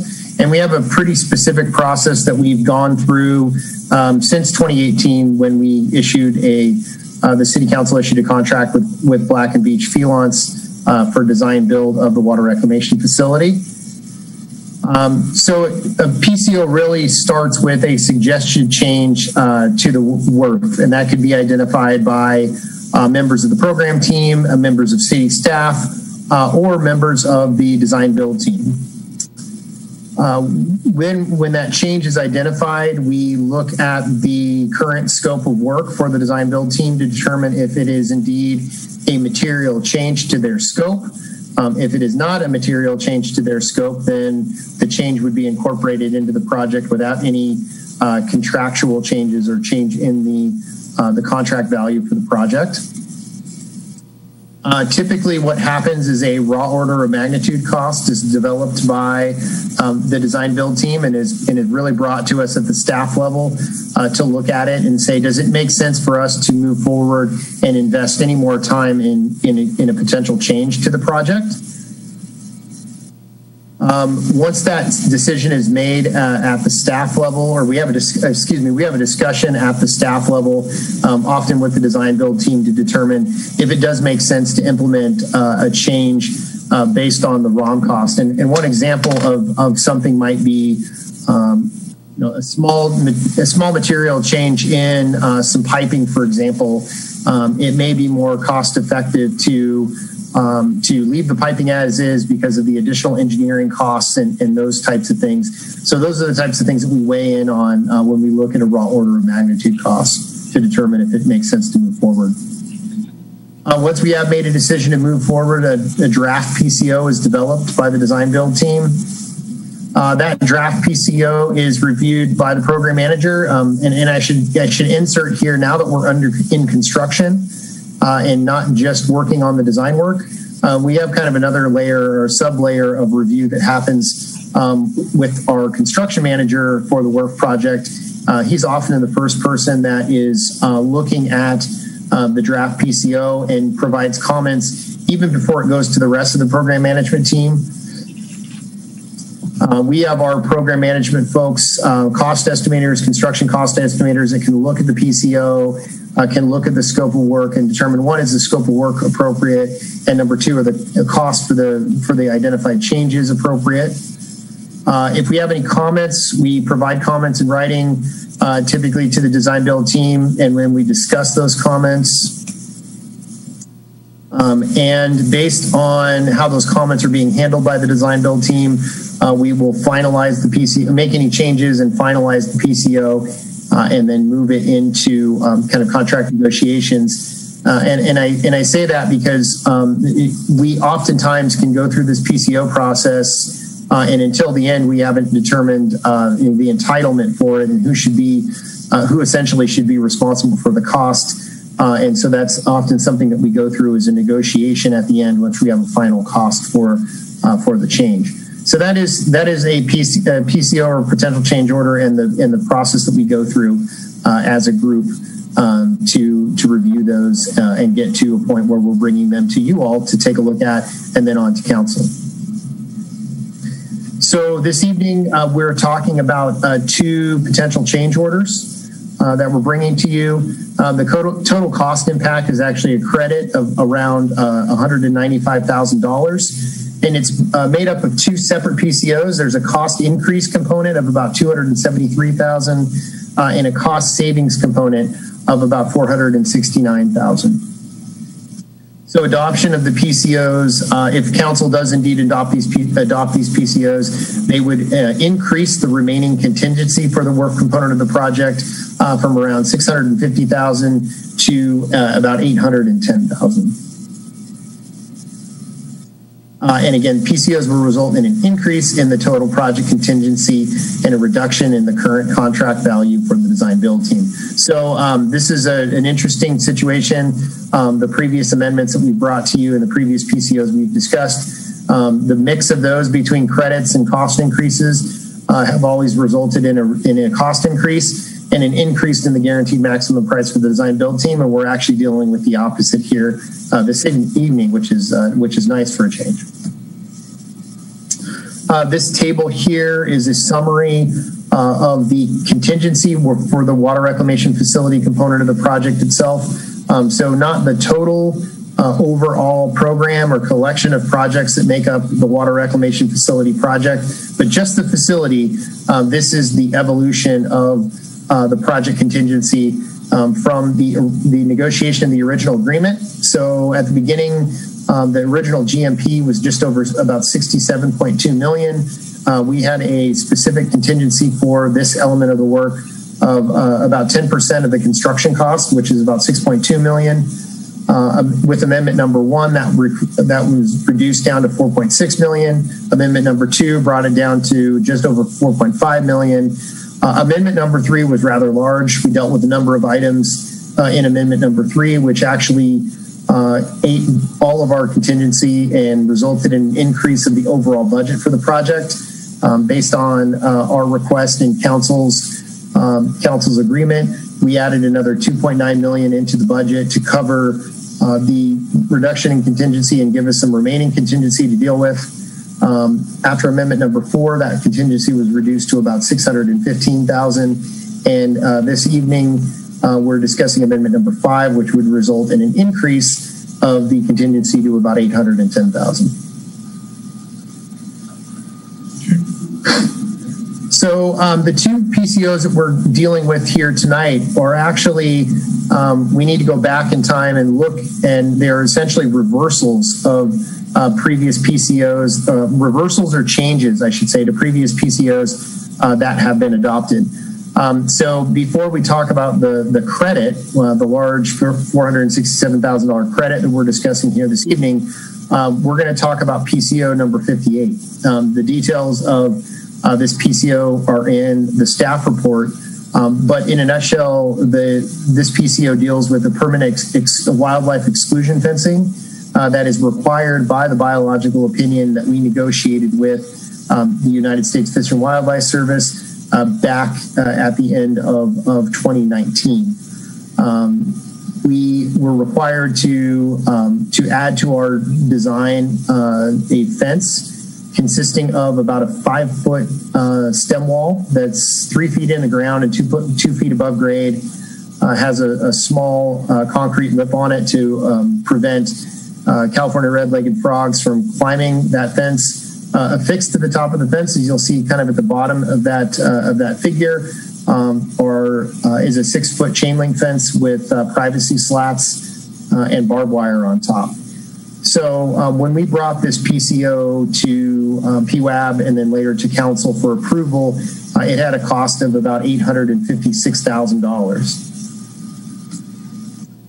This figure here shows the various fencing that's been erected or will be erected by the time the project is done. So you see a lot of different colors here because we've got a lot of different fencing going on between permanent fencing and temporary fencing, barbed wire fencing, wildlife exclusion fencing. And so the portion of the fencing that we're dealing with PCO 58 is essentially this section here that I've just highlighted in green. I'll do this a couple times so people can kind of key in on that. So there's a portion of fencing that runs along our access roadway from Teresa Road up to the beginning of the Tri-W property. And then the other element here is the portion in yellow. Toggle this a couple times. And this portion runs along the entire eastern border of the site. The portion in green, you remember the fencing I just talked about. It's about a 5-foot stem wall with 6-foot chain link fence on the top. The green portion is just that 5-foot stem wall. So as you're driving into the entrance of the facility, on your right-hand side, there'll be about a 3-foot concrete wall sticking up with a small concrete lip on it, again, to keep frogs from crossing that road there. And then along the side of the facility, the area in yellow, you'll have that 5-foot stem wall with the 6-foot chain link fence affixed to the top of it. So that was PCO 58. It was adopted by council last year, total cost of about $856,000. If you remember back when we negotiated the biological opinion, there was a delay to the project. We were doing everything we could to very quickly get the biological opinion negotiated with Fish and Wildlife, and working with EPA and Fish and Wildlife, we were able to do that pretty expeditiously. And in doing so, we brought to them a design that had been used previously by our biologist for another nearby project that we knew had a good chance of being accepted readily by the local office of Fish and Wildlife and the folks in Washington. And so that design, as I've described, carries a price tag of about $856,000. Now, over the last year, we've obviously, as everyone knows, we've experienced some challenges, and we've had some cost increases to the project. And so last year, once we began construction on the treatment plant proper, we started looking for ways to offset some of those cost increases. And one of those things that we looked at was, is there a more cost-effective way for us to provide the intent of the wildlife exclusion barrier that was previously approved by Fish and Wildlife and do that in a more cost-effective way? The figure on the left essentially shows our revised design for the wildlife exclusion fence. So before we were using about a 5-foot section of concrete wall with a 6-foot chain link on top. We're now using a 6-foot chain link fence with an HDPE material that is going to be affixed to that fence that would go down into the ground 3 feet and would stick up above the fence 2 feet. Over roughly the last 6 months, kind of starting in the early fall of last year, we began negotiating with the EPA and with Fish and Wildlife through the EPA for them to buy off on this new concept. The reason why we went down this road is because of cost savings. And essentially, when you look at the cost that was previously approved in PCO 58 and the fence alternative that was approved by U.S. Fish and Wildlife in early January of this year, which is included in PCO 84, the resulting cost savings is about $469,000. And so that's the credit PCO that we're bringing to you this evening to review. Good. The second PCO that we're discussing here this evening is PCO 87. Much like the PCO 84 that we just discussed, PCO 87 is a reversal of a previous PCO, PCO number 62. So earlier last year, when we were dealing with cost increases associated with things like the wildlife exclusion fence, with the delay claims, with the soil slip, we were looking for different ways to offset those cost increases. And one of the things that was identified was changing some of the conduit materials for numerous locations throughout the treatment plant. So we took a look at it and said one of the options that we do have, something that the DB team approached us with, was a credit to the tune of about $269,000 to change what we call OCal conduit or PVC coated flexible conduit throughout the facility with rigid galvanized steel conduit. And so we, in honesty, we kind of swung the pendulum a little bit too far. When the DB team brought us that option, we jumped on it and said, yes, this will help us offset some of the costs. But in hindsight, we looked at it and said, you know what, I think we really should not be making these conduit changes for a significant component of the project. And we looked at it and said, you know, we would like to reverse this PCO for the majority of the areas where we made the conduit change. And those areas are essentially those areas, well, they are the areas highlighted in yellow on your figure. So starting at the kind of the right-hand side of the figure, we really have the kind of the main components of the treatment facility, the headworks, the VNR basins, and the MBR basins. And looking at the long-term operability of the facility, we thought it was best, based on our discussions and kind of re-looking at the rationale used previously, that it was best to revert those areas back to that superior OCal product, and it's superior because of corrosion protection. And so those areas, along with the areas that are just kind of above that, the sludge holding tanks, the biosolids dewatering areas, and the safe filter areas, those are other areas that we deemed we wanted to move back and go with the original conduit material. And then the last area is the ROUV building. For different corrosion reasons, we also wanted to change back to OCal conduit from galvanized steel conduit. So you see that the offsetting costs for these PCOs are very close. Actually, in making some of the changes to revert back to the OCal conduit, we actually made some changes to some of the conduit supports and increase the corrosion resistance of some of those conduit supports. to be more consistent with the OCal material. And so the resulting cost is just a little bit higher than the previous PCO. $273,000 is the number for the PCO we're asking you to consider tonight versus $268,000 for PCO 62. Again, the recommendation here this evening is for PWAP to review and provide comments to the City Council on Amendment Number 5 in the two included PCOs with a total value or credit value of $195,945. With that, I can entertain any questions. Okay. One question I have, just can you, Mr. Cesaros, explain that previous slide you just had up there, between the difference in total costs for each of the different conduits that were the different alternative conduits there. There was only the $4,000 difference, I thought. Isn't that right? Or am I just looking at that wrong? No, you're correct. We essentially, last year we came to City Council and we said, City Council, we think that there's an opportunity for us to save about $270,000 if we change the conduit materials for a number of areas through the plant. Right. Now we're saying, Council, after further thought, we essentially want you to reverse that decision and take us back to where we were before. And so that's why those two costs are relatively the same. Yeah, I'm just, so the way it's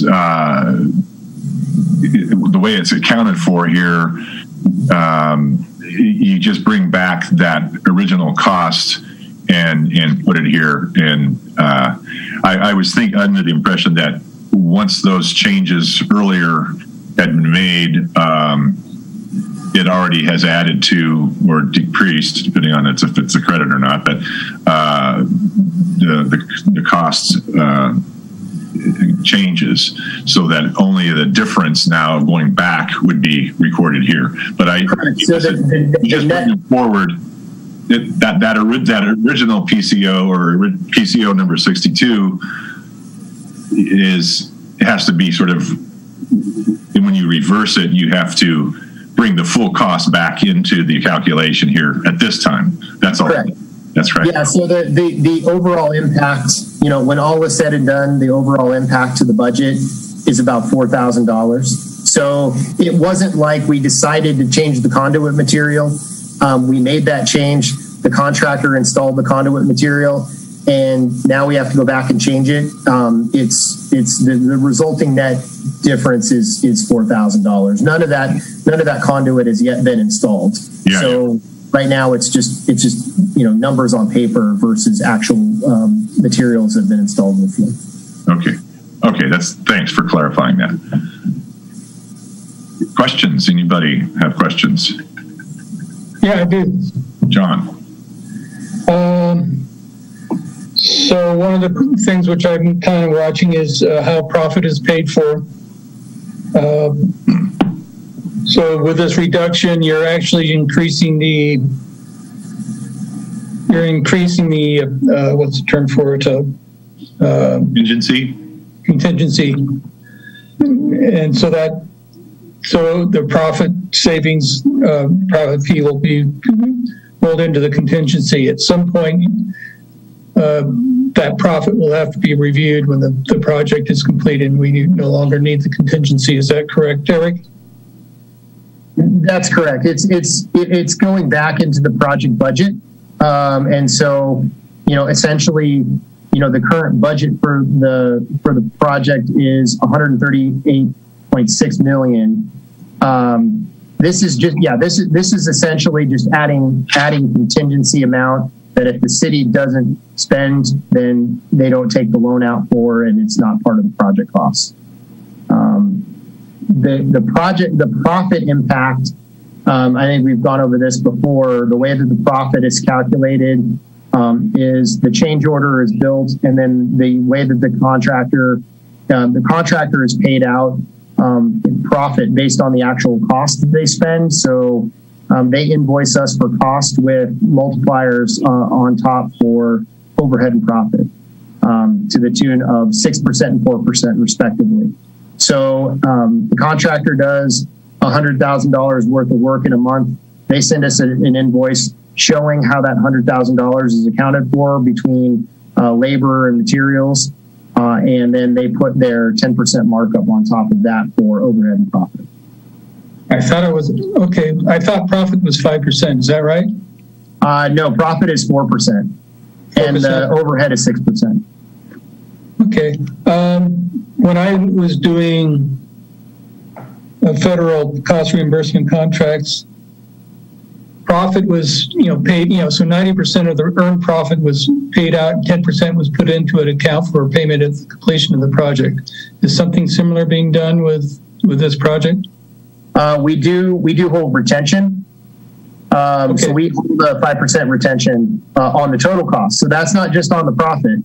So okay. We hold a 5% retention overall for the project. Great. Is there a cost savings clause in the contract, or a cost saving sharing, cost sharing, or whatever you call it? But basically, if you guys save money, do you share the savings, or is in the contract? That's correct. So for essentially, we split the savings 50% with the design build team. So so round numbers. So say the total contract value is $75 million when all said and done. The contractor comes in at $70 million. The $5 million would be split between the city and the contractor equally. Okay.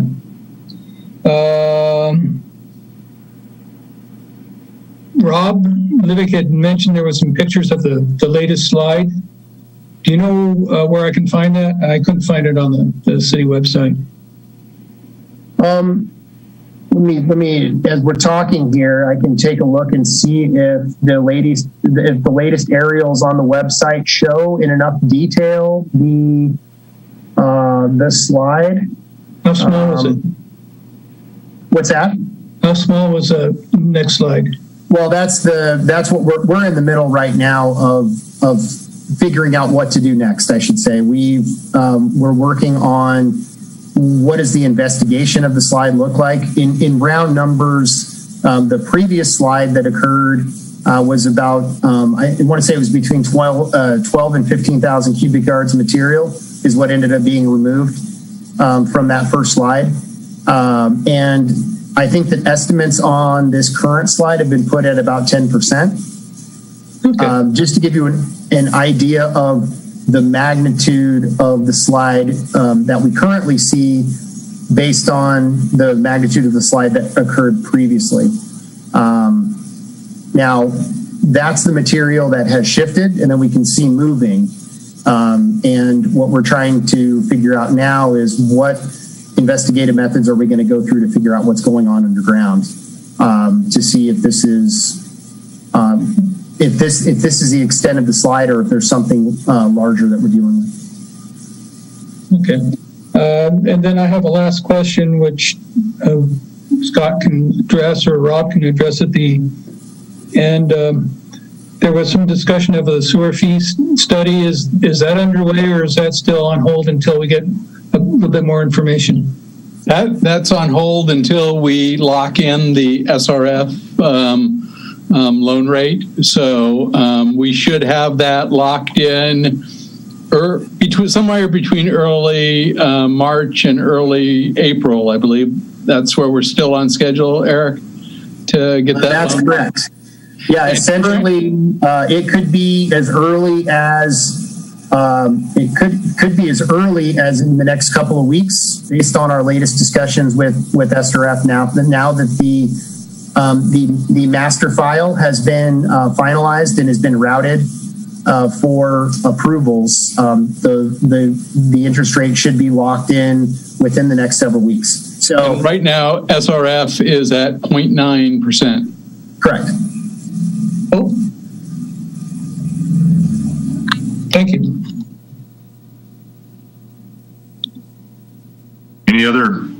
Any other questions?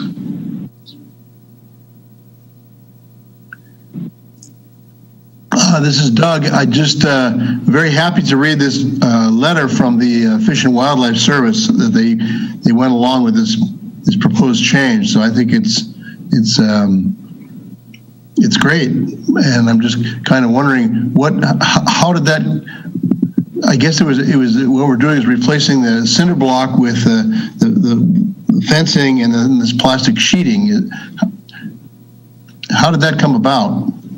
Yeah, so there were, we'll boil down the biological opinion to the two biggest cost impacts.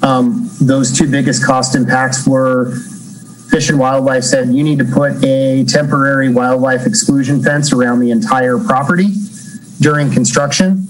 And that carried with it a cost of, I'll call it $250,000 in round numbers. And then they said, and you also need to do something permanent kind of along the eastern border of the facility next to what we affectionately call drainage number 2 to the east of the property. And so that carried with it a price tag of about $850,000 or so. And so we started thinking, once we got the biological opinion finalized, we started construction, we thought, you know what, this temporary exclusion fencing is actually working pretty well. Is there a way to use that temporary exclusion fencing material in a more permanent way? And that's when we started working with a couple of manufacturers that make this material and said, this is what we're thinking. What kind of warranties can you give us on this material? And so we talked to them, got some warranty information, and then just started talking with EPA and said, we'd like you to be, if you would be open to this, we can provide you whatever information you need in order for you to make your case with Fish and Wildlife, because that's the way the consultation works. It's between the two federal organizations, with us kind of sitting on the sidelines and feeding them EPA information. It all kind of comes through EPA.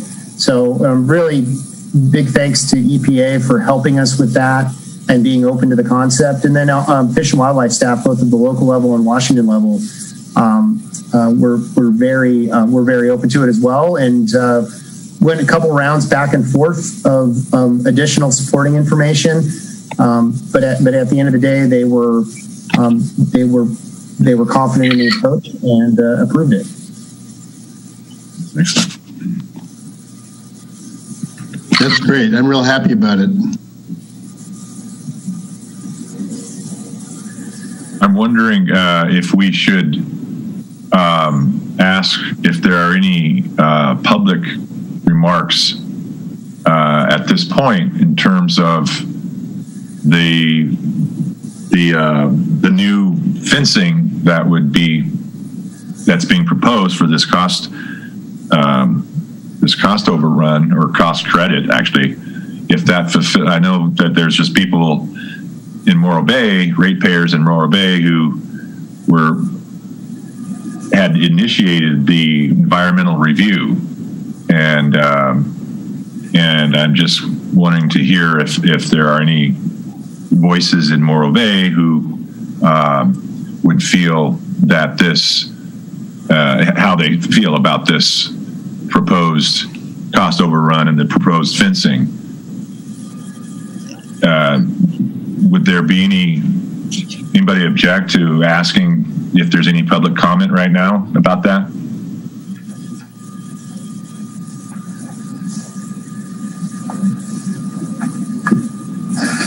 Zeke, is there anybody asking, is there anybody in the public queue that has their hand up to make a comment about that?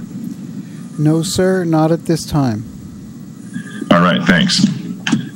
I do have one question, and that's regarding the 50 to 30-year lifespan of the new kind of proposed fencing, and kind of, what that would, if we know of anything, what that would entail as far as if we had to replace, that, and do we have to do an environmental report or anything like that to replace that structure in the future?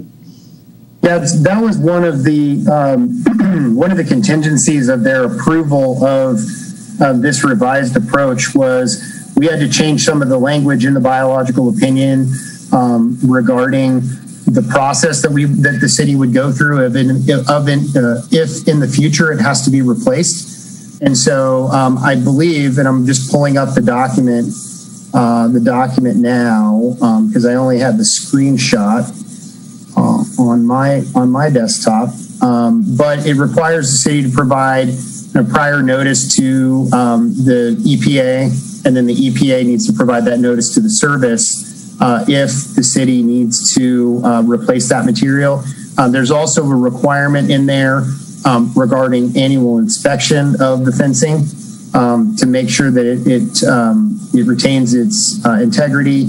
And so a lot of it had to do with, we will accept this revised approach, but with that means you need to do an annual inspection of it and let us know if any damage occurs to it, and if you need to replace pieces of it, or if you need to replace it entirely. So those were some of the caveats of them accepting this revised approach. And you kind of touched on the manufacture of the fencing or the material is like providing a warranty. Do we know what that kind of entails as what their warranty would cover?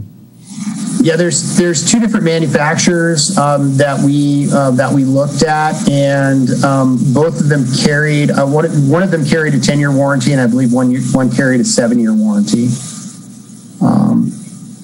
And that information, I believe, that information was provided to both EPA and to Fish and Wildlife in their acceptance of this and the development of the revised revisions to the biological opinion. And so to go back to the quarterly inspections, would that be done by the city or a special team or the water treatment facility workers? Or yeah, that annual inspection would be done by the utility services staff, so the operations staff at the facility. It's really just a visual inspection, probably not unlike the inspections that we're currently doing on the temporary fencing. We've got to go through periodically and make sure that the temporary fencing material is maintaining its integrity. We don't have any holes in it or any gaps at the bottom of the fencing or anything like that. Obviously, the temporary fencing installation that we have now is not going to be as robust as the one in the future. I believe the fencing that we currently have, and don't quote me on this, but I believe it's only 6 inches of embedment of the temporary fencing, and the permanent fencing will go down about 3 feet. So. And if we do decide, or if the council decides to go with this this alternative, is that going to speed up construction at all as well? Like because I assume the concrete construction install would be much more time consuming install. Yeah, that's a good question. The fence, the exclusion fencing itself isn't on the critical path. And so the change order that we're discussing did not carry with it a reduction in the overall project schedule because it not being on the critical path. It's being, even with the more complicated concrete construction, those tasks were overlapping with other tasks that are on the critical path.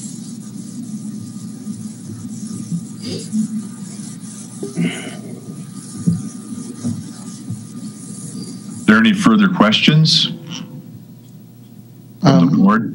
Yes, I have. I just the PVC coated conduit. It just seems to me that's I guess more resistant to weather than the galvanized. Is that the logic behind going back to the PVC material? Yeah, it's really moisture, and then obviously depending on the location in the treatment facility.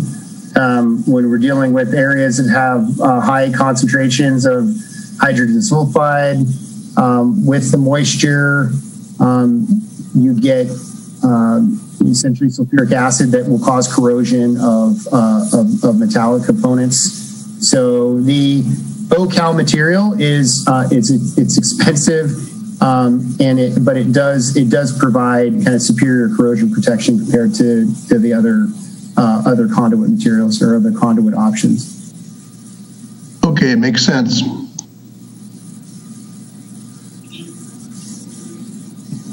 Does the board want to discuss anything about the two PCOs that have been presented here? And what I'm thinking is we can have a discussion and then make a motion to advise council one way or another on accepting with a caveat or something these proposed cost overruns.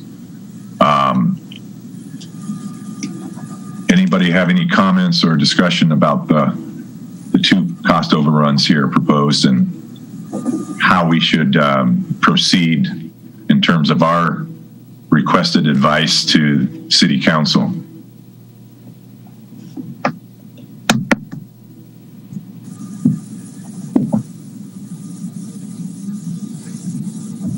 This is Doug. I'm in favor of approving this. My concern would be, I think, just the lifespan. Of course, we all want to save money, but I'm thinking of kind of how much is this going to cost if we do have to replace it in, 15 to 30 years. It's going to cost quite a bit more. So that's kind of where I'm at right now. And the money's already in the budget, so that would be my other kind of comment. I don't have any problems with the information that's provided and with a potential change order. Well, is there, do we have any kind of statement that we could make a motion to pass on to City Council in terms of approval? Approve as is, approve with a concern for long-term maintenance costs, or I would agree with that. So just how would you phrase that, Ian? I would say, approval, and then maybe, I know it's probably critical to make the decisions pretty quick so the construction team can move forward. But maybe if we had some sort of cost analysis of, what this could cost us later, or if, like you mentioned, if there's an example of an existing, same system and kind of, just get some sort of input from that. I think reading over the agenda, staff only needs us to provide comments. So I think the only comment that we have is Ian's what effect does material have on ongoing maintenance? Yes, and just to give you guys just a quick idea of some of the costs associated with the actual FRP barrier itself. I think this would be something that could be potentially be installed by plant staff in the future. It would involve obviously excavating about a 3 foot deep, 1 foot wide trench along the length of the length of the wall, the length of the fence. I should know this off the top of my head what the linear feet of that is, but the material itself is only about $25,000. Well, call it 70. It looks like it's about 70,000. Well, that's with excavation as well. About $60,000 for the actual material, the FRP material. is what the cost of the actual material that would need to be replaced is. Yeah, and to that effect, basically, I did look at the installation method, and it definitely is within the skill set of the plant operations staff, or I should say utility operations staff, to install this in the future. This FRP is pretty easy to deal with. The installation method is very straightforward. Our staff definitely has the skill to do it if needed in the future to install this. So, and as far as inspections, we'll just put the annual inspection right into our maintenance management program, and we'll flag us when the inspections are due, and plant staff can walk out and judge, the condition of the FRP barrier. So I'm very comfortable with it. Just want to add, it's probably unlikely that the entire barrier is going to fail at the same time. So it'll be likely having to replace sections of it, and it's going to fail either due to sun exposure or mechanical. So if somebody runs into it and breaks it, that's really I think the failure modes of this. And I think the warranty is sufficient to, protect us in the future for sun exposure. I think the greatest risk is, just have it damaged due to operations. Well, I'd make a motion that we should approve the cost overruns as stated, and with particularly the assurances from the city staff and utility operations staff to be that it's the maintenance of this new barrier proposed is not a problem. I'll second that. Okay. All right. Well, I would say too that Eric, Mr. Ciceros, this was a good news report about the getting a credit back and keeping costs in check here on the project. So that's great news. Good work. Thank you. Thank you. There's this next steps about this soil slide, which I guess we will be take up in the next month's meeting. Does that involve? I mean, maybe it's not to be discussed now, but I'm just wondering if it involves the other engineering companies in San Luis Obispo who were involved in the analysis regarding the first soil slip.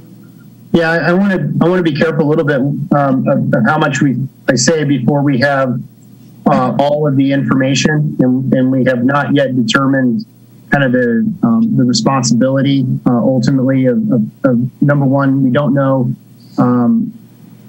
how we're going to fix it, and we don't know who's going to pay for that fix. But yeah, I think it's safe to say that the geotechnical of record for the civil work. We have our own geotechnical engineer that is a sub-consultant to Carollo that is involved.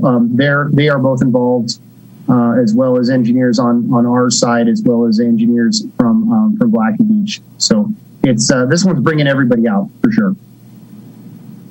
Before we get too far afield, I noticed that you guys the board did make a motion to a second. We might want to take a vote on that motion in a second before we conclude the meeting. We got an amateur chairman here, so yeah, we better vote on that seconded motion about. I think you can do that via voice vote. With this small of a group. Okay, so everybody in favor of the motion to recommend the PCOs as stated, with given the assurances from staff that maintenance should not be a problem. Aye. Aye. Aye. 4 ayes have it. Anybody object? Say nay.